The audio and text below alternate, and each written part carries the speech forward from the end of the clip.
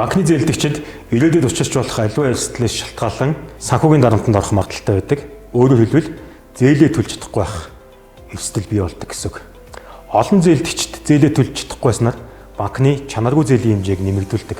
Банкны чанаргүй зээлийн хэмжээ нэмэгдснээр банк бусад зээлдэгч нартаа зээл гаргаж чадахгүй болох нөхцөл байдал бий болдог. Нөгөө талаасаа чанаргүй зээлийн хэмжээ нэмэгдснээр банкны хадгаламж эзэмшигч нарын хөрөнгө эрсдэлд учирч байдаг. Иймд банкуд даатгалын компаниудтай хамтран банк ашуранс гэдэг үйлчилгээг санал болгодог байгаа. Банк ашуранс буюу банк даатгал гэдэг үйлчилгээ нь зээлдэгч нар болон харилцагч нараа банк эрсдлээс хамгаалах даатгалын бүтээгдэхүүн үйлчилгээнүүдийг санал болгодог ийм үйлчилгээ юм байна. За төрийн банкны хувьд 2013 оноос эхлэн даатгалын зурчлалын үйлчилгээ буюу одоо банк даатгалын үйлчилгээг эрхэлж байгаа бөгөөд өнөөдөр зах зээл дээр үйл ажиллагаа явуулж байгаа 15 ердийн даатгалын компаниас 12 компанитай гэрээтэй ажиллаж байна.